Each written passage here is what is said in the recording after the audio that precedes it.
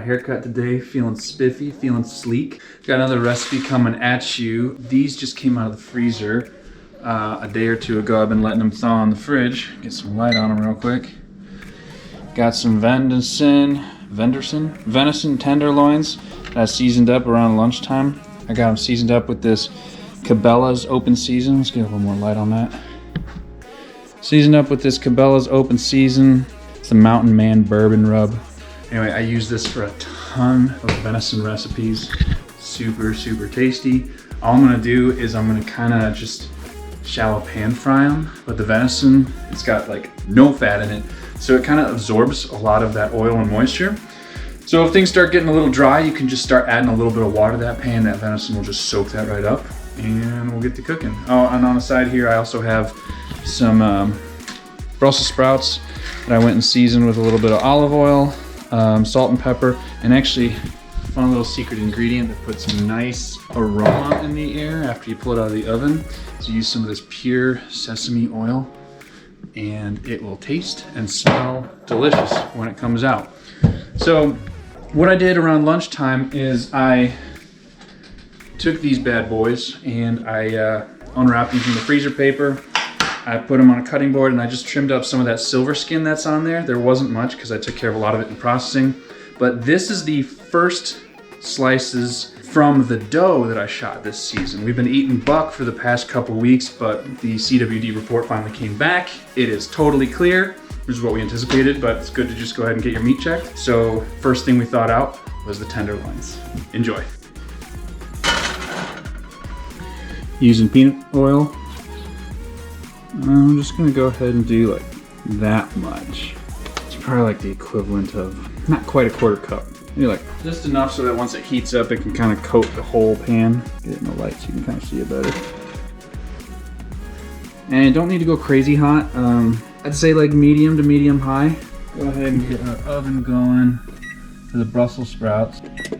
Do 400 for about 20 minutes on those Brussels sprouts. And we like to put them all face down. You don't have to do that, but it tends to brown the top nicely from the top burner, and if it's right up against the aluminum foil there, you get nice browning on the bottom side. I'll show you that once it comes out.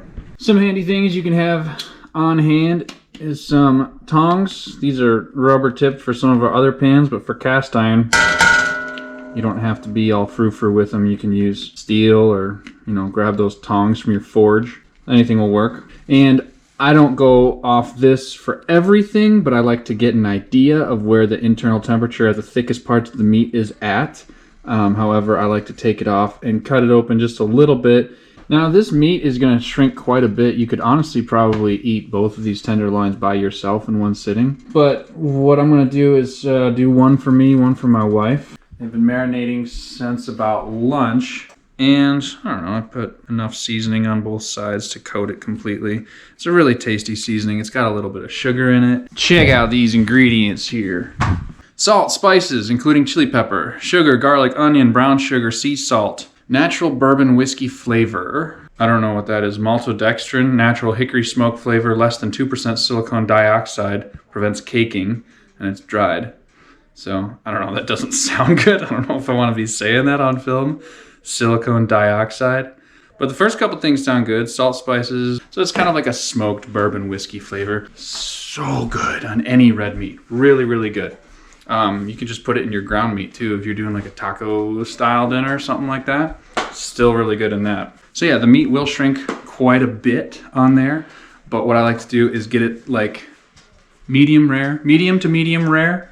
I like a pink center, but I don't like a cold pink center.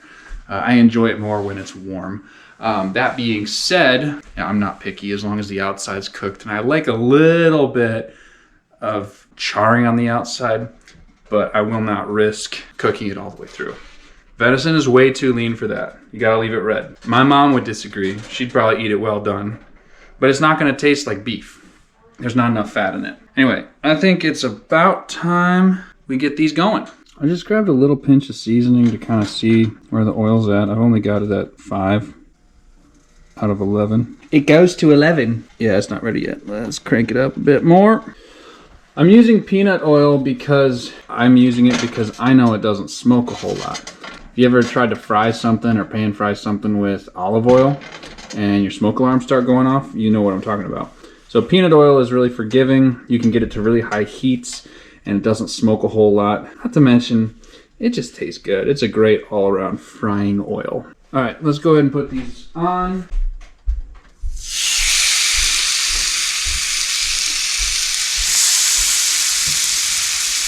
Of course, my stove sits all cockeyed, so the oil's all on one side. Okay, let those go for a couple minutes and we'll give them a turn. Like, let's start with 2 minutes on each side. And go ahead and give them a flip. That's our 2-minute timer going off right now. Woo! A little darker than I anticipated, but that's all right. I think this one's gonna get done first. So if you're doing your own and you're a medium-high heat, I recommend starting at medium heat. That didn't make sense. If you're doing your own, no, that makes sense. No, okay. If you're doing your own and you're cooking at medium-high heat, start with about a minute and then turn it. 2 minutes was a little bit dark for me. All right, they're not really two-sided, they're kind of three.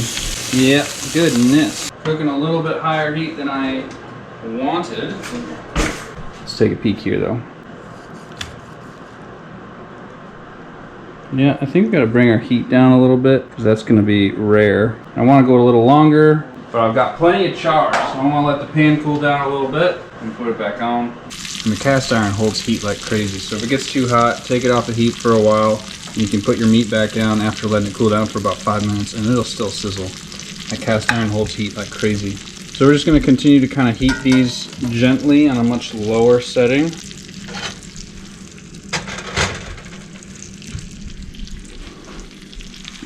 And we'll bring it up so that that interior is just warm enough and not cold on your tongue. So I just added a bit of water, probably about a 1/4 cup. Helps cool down the pan, and that meat will actually absorb some of that water. Keeps everything moist. You don't want to do that when it's spitting hot. Putting oil in water can be dangerous at high temperatures, so we did that once it was very cool. Now we're just slowly letting this kind of simmer. We have officially seared these, and I'm rotating them about every 1 minute or so, just to kind of get that internal temp caught up with the external. And now you could almost say that this oil water mixture in the pan is almost turned into kind of a gravy. So it's good for keeping everything moist. Brussels sprouts just came out. Looking good. We have a nice brown on some of them. So you can flip this over so you can kind of see what's going on. So lightly browned. I wouldn't mind even a little bit more than that. Let's see if we can get these things crispy. Going back in.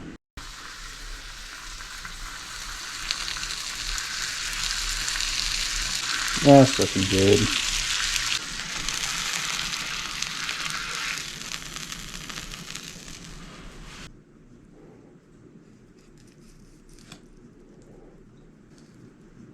Nice pink on the center. I'm thrilled. All right, let's get those Brussels out.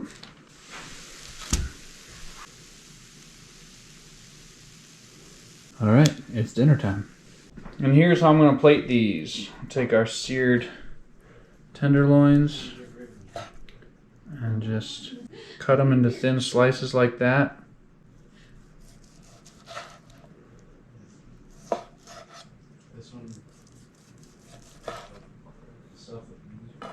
Beautiful. And this is one whole tenderloin. So we'll take all of this. I'll go ahead and plate that. And then go ahead and get a spatula. Scoop some of these out. Now you can add potatoes to this. You can add rice, something to supplement the meat and vegetables. This will make a fine meal for 2 people tonight. Will you turn on that light? And can I get a quick opinion from you on the meat? That looks beautiful. Is this for me? Yeah, that's for you. Whoa. Let me try it.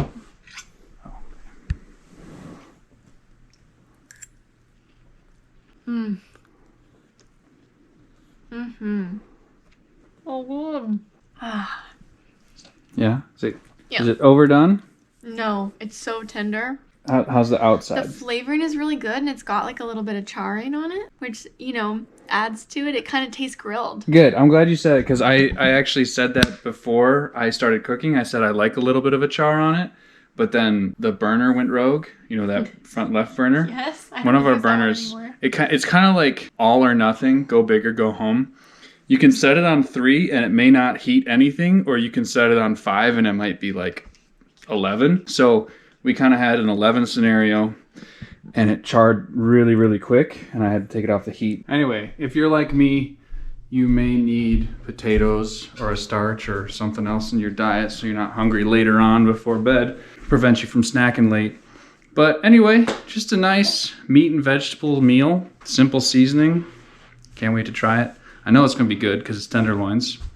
But check out the Cabela's open season line. They got a bunch of different seasonings. I haven't experienced with a lot of them, but this Mountain Man Bourbon Rub is a total winner. Use it on all your venison cuts. Enjoy it. Enjoy doing your own work. Anyway, like and subscribe. Thank you for watching till the end. Have a wonderful week, and I'll see you next week.